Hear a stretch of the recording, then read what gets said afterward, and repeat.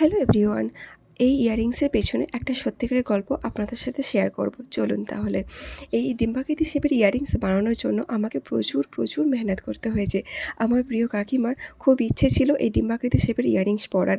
তো আমি তাকে বলি যে, "আমি কোনো দোকানে এইরকম শেপের ইয়াররিংস আমি পাচ্ছি না, তো বানিয়ে দিতে আমি পারবো না।" কিন্তু এই যে তজ্জাল আমার প্রিয় কাকিমা, তার ইচ্ছে, সে হাল আর ছাড়ছে না। আমার পেছনে লেগেই আছে, "না, আমাকে এইরকম শেপের ইয়াররিংস বানিয়ে দিতেই হবে। আমার এগুলো খুব ভালো লাগে।"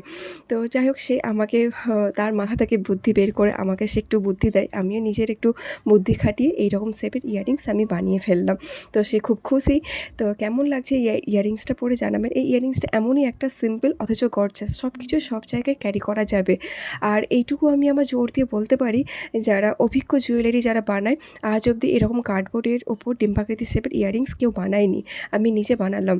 তো আমি তাদেরকে অপমান করছি না, আমি যথেষ্ট রেসপেক্ট করছি। ওই যে একটা কথাই আছে, আমি এটা শেয়ার করলাম এই কারণে যে, কাজ করতে করতে মানুষের মাথা থেকে অটোমেটিক বুদ্ধি বেরিয়ে আসে, অনেক ডিজাইন বেরিয়ে আসে। সেটা আজ আমি বিশ্বাস করলাম যে হ্যাঁ, প্র্যাকটিসের মাধ্যমে প্রচুর ডিজাইন ইউনিক বেরিয়ে আসে। কেমন লাগলো সেটা জানাবেন।